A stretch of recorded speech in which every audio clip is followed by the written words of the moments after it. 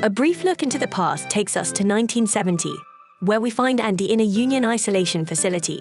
A young girl with pink hair is in a separate room where an hourglass sits in the center. The two can see each other through glass, and Andy uses his blood to wish the young girl a happy birthday. Back to the present, we see that a girl with pink hair is in outer space and looks down on a boat. She seems pleased, as we get some obvious hints that she was the young girl from the past.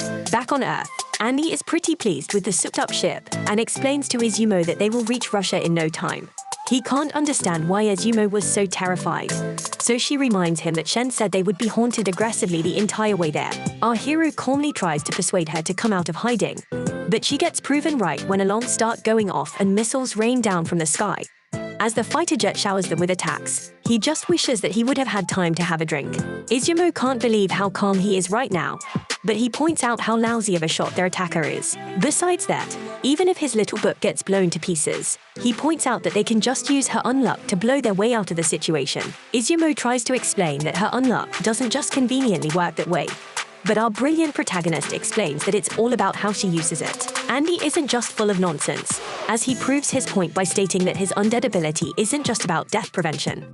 He demonstrates by cutting his own arm that if he cuts a part of his body nearly off and makes it grow back in place, it becomes a weapon. His bullet fist destroys their attacker, and Izumo foolishly wonders if that means they are now part of the Union. Andy reminds her that Shen told them that in order to get into the Union, they have to kill the person with the emblem on them. Andy points out that the two goons from the other day had gold marks on them, and assumes that it's the emblem the 10 members wear, off the top of their currently attached heads. Andy has 3 people in mind who probably wear the emblem. First is the maker of the indestructible katana that he stole. They call this guy Unbreakable. The second is the engineer-like guy who experimented on him 50 years ago. And third is the person who nabbed him 50 years ago, a lady who can create invisible barriers. And he explains that this pink-haired chick once backed his head into her invisible barrier, and those things were extremely sturdy.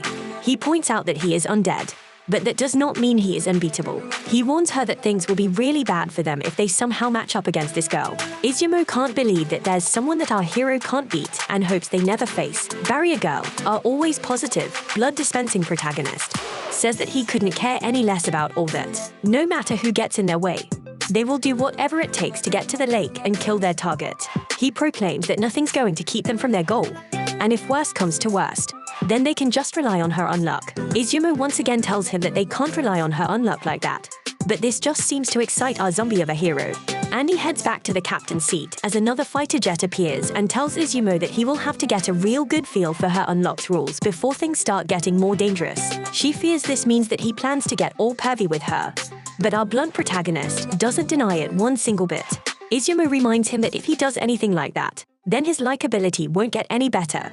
But the confident Andy is sure that everything will be fine. A look into space shows that the one attacking is the girl from earlier, and she exclaims that undead never changes. She gets this crazy look on her face and states that he is the only man in this world that she is able to love. The crazy space girl launches a powerful attack from her space station, but knows that he will be alright because he never changes, and she is certain that he will make his way back to her. Back on Earth, Andy's ship is destroyed, and he can't figure out who attacked them. He finds a trail of bubbles that leads him right to Izumo, who was unconscious. This dude must have gone to medical school or something, because he states that if she is asphyxiating or in cardiac arrest, each minute docks her survival rate by 10%. Unfortunately, her legs are caught under the wreckage. Andy cuts his hands off and wags his arm stumps in between. He grows them back rapidly so that the force frees them, and the human blood torpedo takes them to the surface. Izumo wakes up soon after, which Andy is glad to see, but he warns that they are about to get caught and instructs her to put her hands up.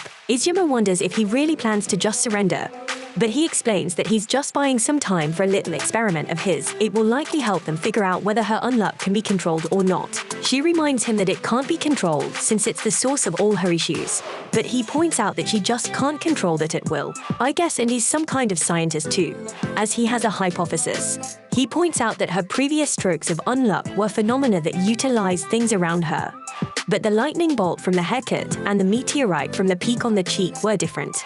They were things from far away that her unluck forcibly pulled. He thinks that it happened because the haircut and the kiss are things that she has great personal value for. In those moments, materials needed for strokes of unluck equal to the things she values a lot were not nearby. so those materials with equal value had to be pulled from far away. This entire conversation is really embarrassing for Izumo. But it only gets worse from here. Andy explains that for his experiment, he found a source that she surely has great personal value for that'll produce a stroke of unluck equal to that value. And the unluck that is going to come from it will be huge. Izumo has no clue what he did, but realizes that her top has been messed with. And Andy explains that in order to save her fleeting life, he had to perform CPR. She can't believe it and hopes that is all he did. 心臓マッサージブラで父が寄ってて邪魔だったんでな見られた触られたしたぞ人工呼吸 Unfortunately for her, Andy explains that she still wasn't waking up. As he talks, Izumo gets more and more embarrassed, and the ocean begins to swell beneath him. And he makes the grand reveal of his experiment as he explains that he had to resort to mouth-to-mouth resuscitation, which Izumo Unluck caused the oil tank in the ocean to explode. Once on the jet, Andy uses his special move called Crimson Crescent Moon to instantly eliminate the pilot. And he explains that the attack is a quick draw slash that's boosted by his arm repair powers. Izumo is concerned about the lunatic arm with a sword firmly inside of it, but he just explains that he uses it as a sheath sometimes. The jet begins to take a nosedive, but our hero takes control of it. Sometime later, our blood-gushing scientist points out that his experiment was a success. All they have to do is find a seat of unluck, like the oil tank they just used, and get a grasp of the contact level suitable for triggering it. This way, her unluck won't just be accidents, but the best trump card to turn things around in a fight. There might be a glimmer of hope in Izumo's eyes, but she still can't accept it. She thinks that it was just a fluke and tells him that relying on her is a bad idea. Andy's positivity is unwavering. He gets hyped up to go get some vodka, and she can't believe that he's already changing the point of the trip. A while later, the jet self-destruct sequence begins, and Andy has to eject them. It's obvious that they figured out that it was stolen, but Andy is still having a good time. Izumo thinks she has to point out to him that they are currently falling from the sky, but Andy just isn't worried as he has another technique up his sleeve from his mercenary days. He calls it a 5-point landing, and he breaks their fall first with the balls of his feet, next the side of his calves, then his buttocks and back. Izumo is disgusted by all the sounds of his breaking bones, but it was an absolute success in Andy's eyes, and he warns her to watch her head as their mark might be around there somewhere. But they forget all that when Izumo sees the beautiful lake. Andy explains that Lake Baikal is the world's deepest, clearest, and oldest freshwater lake. People from the organization are going to be there investigating Ayuma, which makes sense as it's a pretty good spot for the unidentified to hide out. Izumo is amazed by the sight and admits to always being a bit of a shut-in, probably because she kills everything she touches. She has never been overseas before, so Andy tells her that she should do some sightseeing. They don't have to worry about the Union either since they won't make a move with all the tourists around. Operating in secret is more their style. Andy heads off to track down his old war buddies, since I'll be sure to give them the backup they need. But Izumo stops him for a moment. Her concern is about them joining the 10, and she wonders who they will have to take down this time. The robot they defeated the first time clearly deserved it, but she wonders what they will do if their mark is a nice person. This time, Andy doesn't hesitate for a second and says that their target is dead meat. Either way, he will take them down without a second thought, so he can take their place in the 10. The plan stays the same. The mood is a bit too glum for his liking, so he asks Izumo if there are any foods she hates. She doesn't like wasabi, so Andy explains that the buddy he's about to bring over runs a great restaurant, and she will have to try the food. He leaves her for the time being, but reminds her that she came all the way to Russia just now. He tells her not to waste it by being her usual timid self, and urges her to have a good time. Some random Russian guys try to talk to her, but she instantly runs off. She thinks about how inconsiderate Andy was to say those words, since she can't have fun around people with her body the way it is. However, she realizes that if she hadn't crossed paths with him, she'd be dead by now. Just then, she notices a girl and gets caught staring at her painting. This girl is amazed by Izumo's Japaneseness and shows off her schoolgirl uniform inspired by Japanese schoolgirls. Izumo doesn't know what to say, as she never went to high school, and the enthusiastic chick is just disappointed to hear that. Izumo admires this overly excited girl's painting and can instantly tell it's made from watercolors. Izumo explains that she doesn't get out often, if at all, so she dabbled in art here and there. Izumo tries to explain that she isn't very good, but this chick seems to really want a friend and asks Izumo to paint too. Izumo tries to decline, and she's waiting for someone, and the girl instantly speculates that it must be Izumo's boyfriend. Izumo thinks about Andy, and the girl finally manages to convince her to paint. Sometime later, this girl calls Izumo a little lucky and points out that she has lucky written on her cap. She asks Izumo if she likes stuff that changes or stuff that always stays the same. Before she can answer, the girl explains that she likes stuff that doesn't change, stuff that is not tied down or swayed by anyone. This is also why she loves art so much, because you can capture the ever-changing world as an ever-changing drawing, just like they're doing now. Izumo can't choose and decides that she needs to think about it for a bit. The girl is kind to Izumo and decides that they can take their time so they can just keep having fun. Hours pass, and Izumo finally finishes her painting, but she's too shy to show her new friend. Izumo hopes that she won't laugh since she added a lot of stuff to it. But the girl explains that art is all about freedom. Izumo tells her that she shouldn't get too close to her and shows her the painting. The girl begins to say that art has no right or wrong, but is less speechless when she sees it. The girl wonders what all the sparkles around the moon are, and Izumo begins her explanation by pointing out that there's nothing up in space except for the moon and the sun. The girl agrees, and Izumo goes on to say that she thought the moon looked awfully lonely up there, so she gave it some friends. The girl is amazed by Izumo's thoughtfulness, and the two agree on how lonely the night sky can be. Izumo then reveals that she has an answer to her question. She reveals that for the longest time she couldn't change, and it was so hard on her that she wanted to die. However, 4 days ago, she met this really odd guy, and it's been crazy ever since.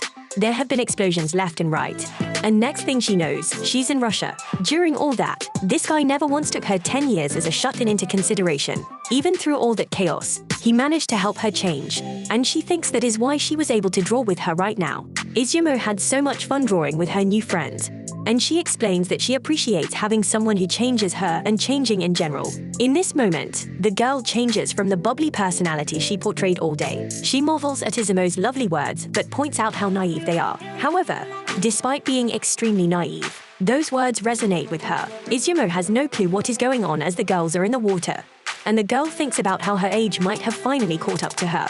This girl clearly has some amazing power, as Izumo's in disbelief to see that the lake is floating. The girl stands on top. 綺麗な言葉だね。青くて甘い言葉。私が老けたからかな。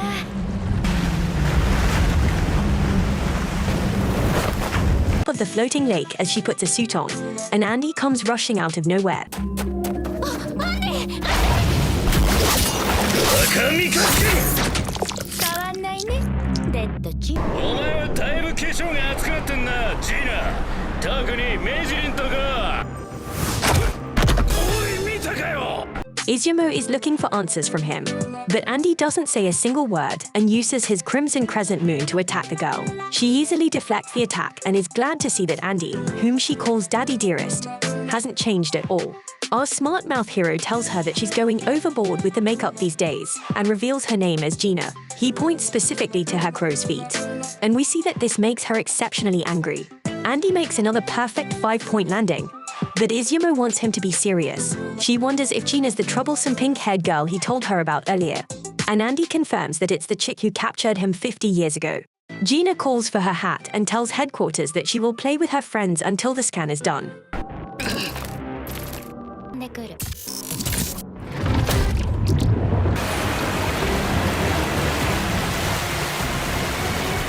話はボスから聞いてる。私を殺して組織に入りたいんでしょ。レッドチンとラックチ。 Gina uses her insanely powerful ability to create stairs and explains that her boss briefed her. She is aware that they want to kill her so they can join the organization. However, she tells her friends, Daddy Dearest and Little Lucky, that it won't be that easy and that it looks like they will have to change her first. Elsewhere, Shen thinks about how much fun he had fighting Undead. His disciple arrives to remind him to focus, and she reveals that Gina is about to begin a battle with Undead and Unluck. Shen has gotten to know the pair pretty well, and he is sure that they will overcome the great obstacle they face now. Back near the lake, Izumo mounts Andy and Gina rushes to Daddy Dearest. As it's been far too long since they last saw each other, Andy removes his sword from his arm and instantly tries to cut her down with his blood. It's clear that he won't be able to cut her that way, and Gina can't believe that after 40 years, that's all he cares about. Izumo asks her if she's the one that caught Annie 50 years ago, and she confirmed that she not only caught him, but she also supervised them throughout his captivity. Izumo can't believe it since they look the same age, and Gina is incredibly flattered. Andy's quick to rain on her parade, as he points out that Gina was 16 when she caught him, which means she is 66 now. Andy is amazed by the organization's anti-aging technology, but his mouth is instantly shut by Gina's ability. This crazy chick points out that she is 16 internally and uses her ability to force Andy to cut his own face off. As if Gina couldn't get any crazier, she looks right at Andy's cut-off face and tries to give it a kiss, but her dreams are crushed. When it disappears, Andy realizes that something invisible was covering his mouth, so he will have to figure out a strategy to deal with that. Gina's getting pretty annoyed by how close a little Lucky is to Andy, so she explains that she was the first to fall in love with him. The female SYMPH then tells the ill-fated story about how they met. She was the hunter and he was the haunted. When she caught him, all the spots were filled on the team, so he had to sit in a cell. She eventually apologized for capturing him, but Andy was cool about it and simply said that he got beat fair and square. He was positive as always and said that there were plenty of ways for him to die in his cell. It was a great place for him to learn the rules of his undead ability and told her that they will have a rematch once he escaped. She idolized him to no end, but he escaped 10 years after that without saying a single word to her. He disappeared off the face of the earth for the next 40 years, but he has been popping up everywhere after meeting Izumo. This girl really knows how to talk someone's ear off. But Andy is done listening and introduces her to a few grenades. Gina is completely unharmed and explains that she wanted to be the first to see Undead, but it's furious that Shen beat her to it. Thickneck was supposed to alert her when he made contact with Undead, but he's just a combat-crazed lunatic. Gina calms her psychotic mind as she is grateful that Shen brought a Void along with him. Thanks to Void's death, a seat has been opened up, and now Andy can finally join the team alone. Andy seems not to be listening to a single word that she says as he tosses a flashbang and charges right at her. Unfortunately, she still managed to keep her barrier up. Andy must chop off his own leg to avoid a terrifying attack, and Izumo wonders if they should just run. Running away hasn't even crossed Andy's mind, and he simply says that he is gathering intelligence. Izumo wonders where Andy's war buddies are, but he sadly explains that they are all dead. Andy tells the freaking out Izumo to calm down, since he will definitely figure out what Gina negates. For one, Gina solidified the lake. She then telekinetically lifted it up. She's also able to create invisible walls and stairs, which is her main ability. He thinks this means she can harden stuff, but that doesn't explain everything. If she is just hardening stuff, then his sword skill should be able to slice through it. Andy tries to do his finger shooting thing, but they never reach, and Gina uses her extremely dangerous spinning hat to slice him in half. 溶けてねえか出るぜ仮に奴の能力が物体の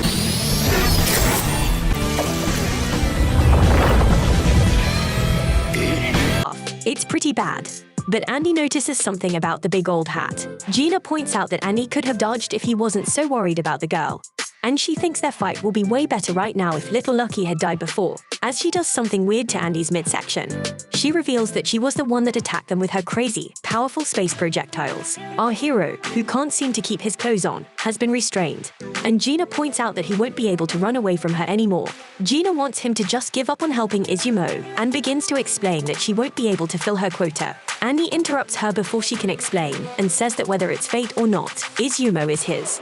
Izumo goes red, and Andy explains that he isn't letting her die until he does. Gina proves to be even more of a lunatic than Andy and says that she will just have to take his head like she did 50 years ago.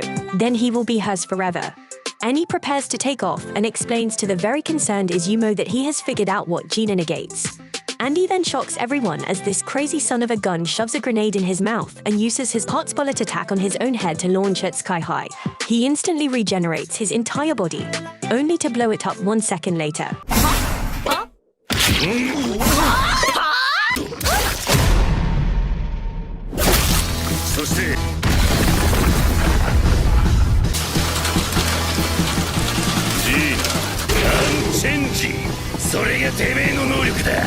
The jaws of both girls drop to the ground to see this maniac blow up his own body, causing blood to rain down from the sky, and he reveals that Gina is able to negate an object's change in form. All her invisible attacks have been negating the change in the air itself. However, covered in all his blood, it's as clear as day. Izumo just manages to catch Andy's severed head, and he reveals that Gina's ability is called Unchanged. He is correct, but Gina points out that he can't do anything about it. Andy explains that he isn't alone and regenerates himself inside of Izumo's shirt. and he determines that those giant hands Gina uses are a result of her fixing the air in place. He is right again, and Gina explains that not even he can slip from their grasp once they take hold. Andy knows he can't get to her, but they are not out of options. He tells Izumo to cover as much surface area as she can, but this makes Gina furious, as it's no way for a girl to act in public. She realizes now that Izumo has seduced the undead with her womanly ways. She couldn't figure out why Annie would keep such a weak girl around. But everything is clear now. The very bitter Gina tells Izumo that she won't be able to keep her figure after 20 years. But that's not a problem for herself, as she has unchangeability. Annie knows that.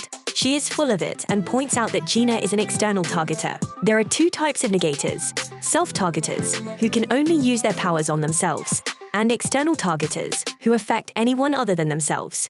Gina tries to say that she is a self-targeter and uses her youthful, unchanging appearance as proof. Our boy is ruthless and points out that Gina actually just kicks on a bunch of makeup to make her seem younger. But she can't hide how badly parts of her body are beginning to sag. It's also pretty clear that her ability works on everything but living organisms. Gina has completely lost her cool at this point and is slicing off Annie's legs. This isn't really a problem for the human blood rocket, as it's how he gets around anyway. And he antagonizes her a whole bunch more and thinks about how dodging her arms is way easier when he can see them. It's become pretty clear to him that her invisible arms need time to generate. But the real issue is figuring out how to take down her invincible barrier of air.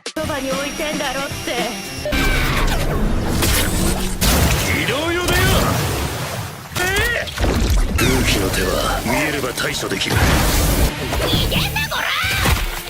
今のあいつに効くとびっきりの。 Izumo is shocked to see that Andy smoothly got himself into a more advantageous position and explains that she realized something about Gina. Gina's clearly very upset, but for some reason she's just speedy. Walking towards them when running would be way more efficient. Andy thanks his shirt roommate as he just figured out how to get to Gina. They will have to find a seed for Izumo's Unluck, but their flight is stopped when they bump into something invisible. Gina explains that they're getting in the way of their investigation, and beams start shooting from the sky. The organization is investigating a UMA, so she has been running a scan of the lake, using her ability to split it up and harden it into chunks. She was reluctantly doing it so she could meet her quota. Gina has had her fill and decides that they should wrap up. She then explains that the prey that replaces the Yuma will be a little lucky. Gina then reveals that a giant spacecraft was there the entire time. She points out that Izumo said that she liked change and reiterates that she hates change. Gina wishes more than anything that she could be the person she was 50 years ago. And she wants to be with the person she loves forever. She vows to remain in the organization forever so she can keep chasing him forever. She explains that that is the biggest change a person can make. So if that's what Andy wants so badly, then he won't have to do it over her dead body.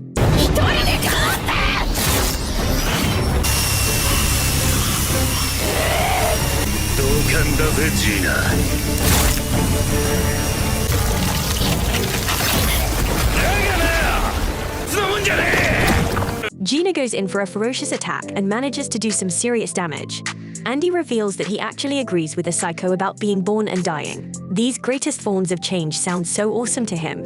Andy removes his leg to use his gross ability and explains that death is all his, not Izumo's, as if to make her madder. Andy explains that he will make sure to keep Izumo alive. Then he will woo her over and over till she falls head over heels for him. Izumo will change her heart. Then they will seal the deal, and he will change his mortality. Gina explains that he's being far too optimistic. Joining the organization is a painful and hollow ordeal, so Izumo would never last. Andy must then dodge a dangerous attack. He reveals to Izumo that he realized that there is a hole in the barrier beneath Gina's feet. She wouldn't be able to walk around otherwise. If he can slip through the hole, then he can beat her with the Unluck he has been charging up this whole time. The hole is tiny. He can tell from the blood trail that the barrier is dragging along the ground. At best, he will only be able to squeeze his head inside. But even then, she will just kick him right out. He has an idea, so they put it into action.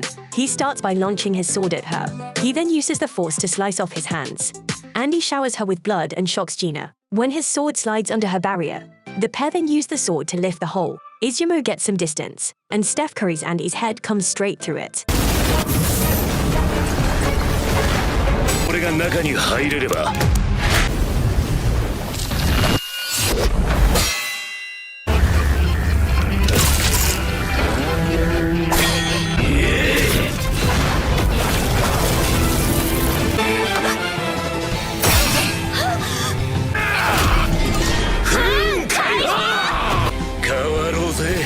実に Andy knows that Unluck occurring outside her barrier probably won't take her down, even if it's summoned by a meteorite. However, he is inside her barrier now, so the Unluck that kills him will come inside with him. Since her barrier is composed of air, light passes through just fine, just like when he used a flashbang. That means that the Unluck will have to be light-based, and he was touching Izumo for a long time, so it will be huge. We then see that the giant floating ship weapon has been activated, and it unleashes a powerful death beam. The destruction is incredible, and the floating body of water collapses. Izumo realizes that Gina's power has been released and rushes to find them. Gina's in pretty bad shape, and Andy ruthlessly plans to end her. Gina has accepted her fate, and Izumo arrived shocked. Andy explains that he chose not to put her out of her misery, and she doesn't have much longer anyway. Izumo is stunned, but Gina explains that she was prepared for the worst when she joined the fight. She then finally concedes that she wants change. She was at the Union's mercy. She was at their beck and call. She has captured and executed so many people, and yet not a single thing has changed. Not the world, and definitely not herself. She thought that their mission was to prevent change in the world. Gina believed that that was her life's mission, but now she thinks she was wrong. She sadly states that she thought Izumo's painting was so beautiful that it made her see things she never thought she could. Her condition is only getting worse, so she tells the two to leave. The anti-aging is starting to wear off, and she doesn't want to be seen in such a hideous state. She tells them not to worry about their seats in the Union, since they're as good as in. Andy, never one to listen, takes Gina in his arms. She tells him to stop, as she is embarrassed about how she looks and doesn't want the closeness now that she looks this way. Andy calls her a foolish girl and tells her that a few wrinkles aren't going to change how beautiful she is. They hold each other closer and share an intimate moment. Afterwards, our heroes mourn Gina's tragic death, and Andy explains that she always had a death wish. She would always put up a tough act, but every time she would come to a cell, she would express how she hesitated to end people's lives. She would always say that she was probably better off dead. Andy would joke about putting her on his hit list when he got out, and she would always get excited about it. Looking back now, he realizes that she was serious, and he thanks Izumo for granting Gina her wish. Izumo is still upset and wants Andy to make a promise that they will try to change things so no one else suffers like Gina did. She desperately wants to change unions, so her enthusiastic protagonist agrees to do it and says it will help make Izumo fall in love with him too. Izumo begins to wonder if they can really do it, but our boy is already planning it out. He explains that the Union will be arriving at any time, so their first order of business will be to scope out the Union's hideout from the inside.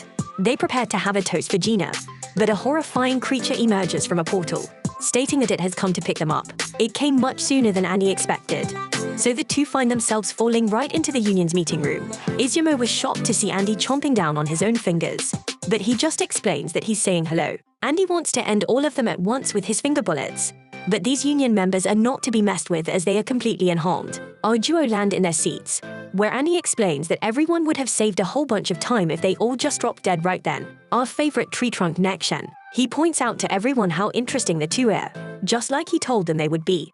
And the member named Daruko welcomes them. The two are finally going to have their drink, but Andy is instantly obliterated by a robot mega punch of death. The punch came from Tatiana, a robot who's clearly furious, as she is practically hyperventilating.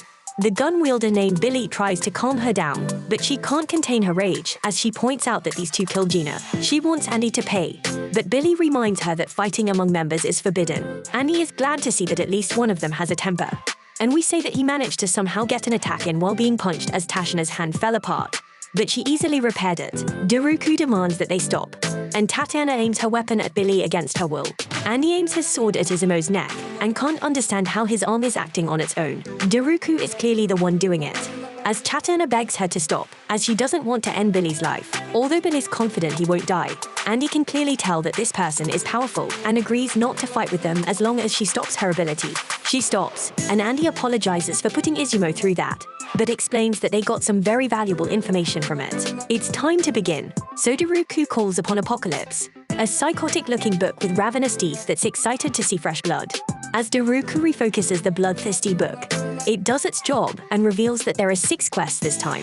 The first quest is the capture of the unidentified mysterious animal, or Yuma, called Burn, and their reward is the addition of an 11th seat. The second quest is the capture of the Yumrites, and the reward is the location of the negator, Unburn. The third quest is for the neutralization of the Yuma called Language, with the reward of the unification of all world languages. Izumo is completely lost at this point, and Annie tells her that they are just gathering intelligence at this point, so she should just try to retain as much of the conversation as possible. The fourth quest is for the capture of the negator unseen, with the reward of the location of the Yuma named Call. Quest 5 is the capture of the Yuma called Past, and the reward is the location of something called Artifact Rebellion. The final quest is for the capture of a Yuma named Spoil, with the reward being the location of Negator on Repair. The book explains that they have until August 31st. If all quests are not fulfilled, the penalty will be the addition of the Yuma Galaxy. Izumo is just as lost as I am, but Annie tells her to just keep paying attention. The member named Nico runs an analysis and uses the information gathered by their investigators to determine that the first 3 quests are the ones they can actually accomplish. He recommends that Burn take the highest priority since the reward of adding an 11th seat is most worthwhile. Beyond that, they should definitely give up on the last one, called Spoil. They're severely lacking in information on spoils, so they would only end up losing members. Daruku believes that they will focus all their power on the first 3 quests.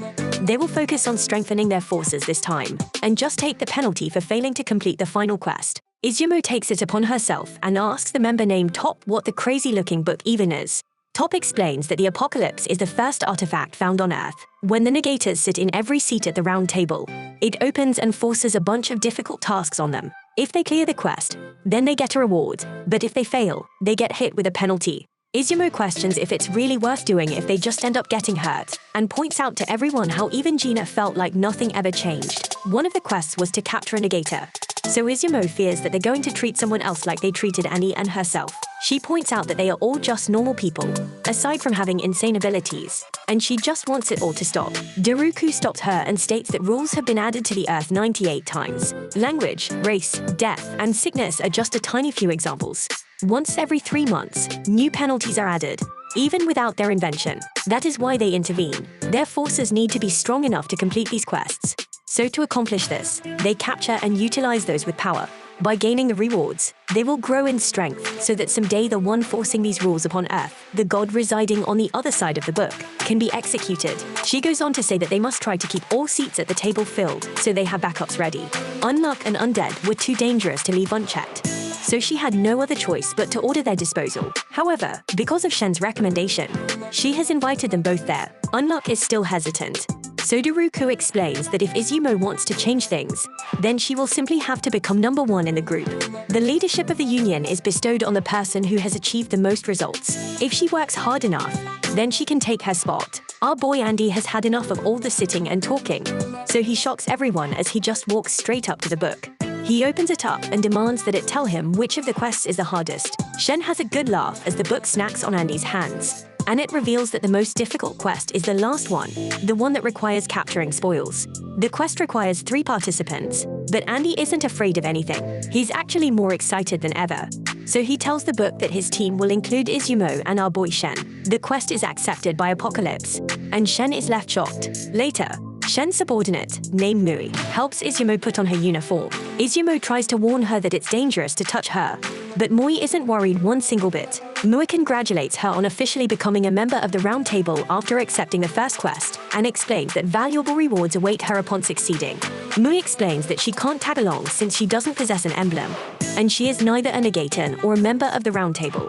No emblem means no participation in the quest, so she asked Izumo to look after Shen in her place outside the dressing room. Annie's running through the hall as he's being chased by Shen, who's telling him to at least put clothes on since Annie's refusing to suit up. Unfortunately, he accidentally touches Izumo, and her unlock causes a small disaster.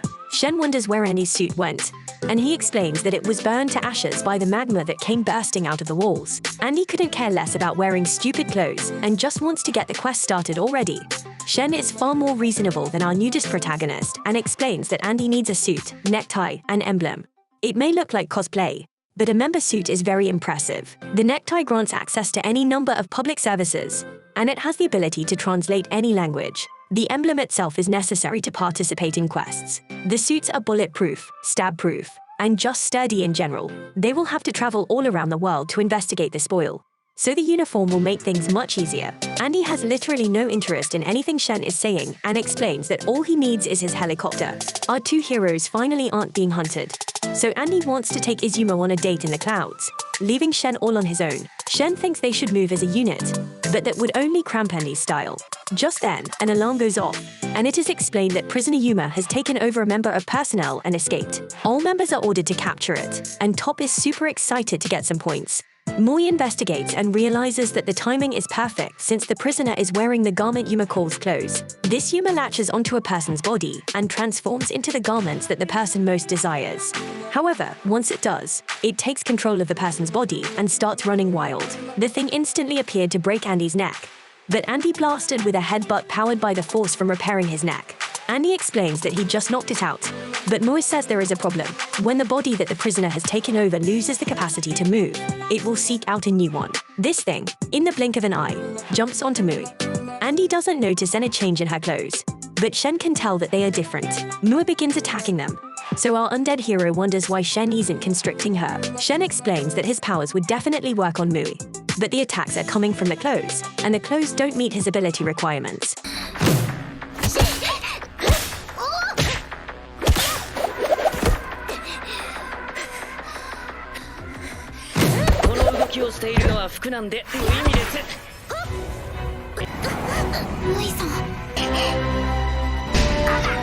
Our boy has a good laugh as he tells Shen that his ability is useless. But Shen is quick to remind him that his ability beat him in their last fight. Andy points out that their fight never really finished, so they decide to handle unfinished business afterwards. It's clear to Izumo that Moi is suffering a lot having to attack Shen, who she cares a great deal about. So she decides to take action. Izumo touches Moi with her bare hands and apologizes to her. She knows they just met, but something had to be done, and she tells Moi to get ready as her unlucky is coming. An unlucky brick knocks Moi out cold as she thinks Izumo, the Yuma, is headed towards Izumo, which she expected since she noticed that the thing prefers female targets.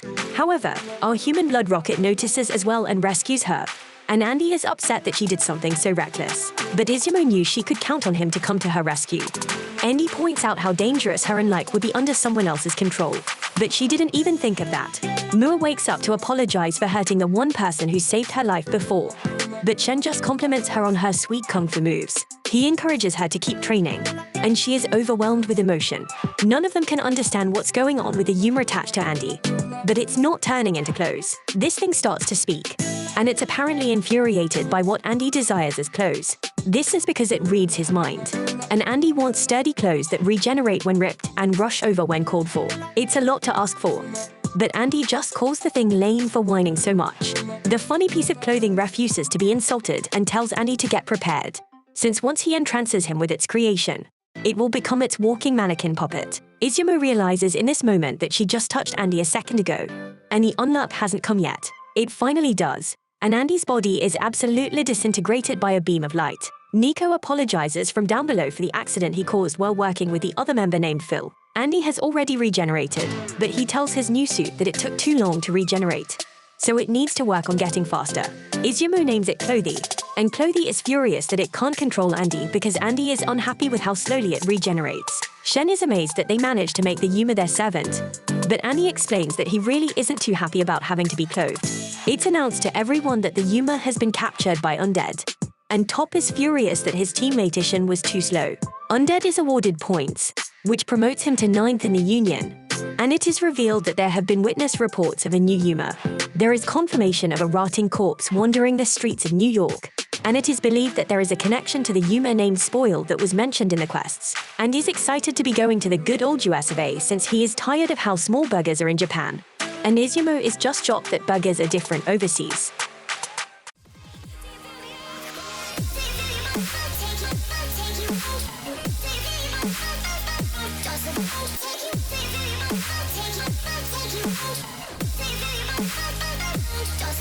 Take you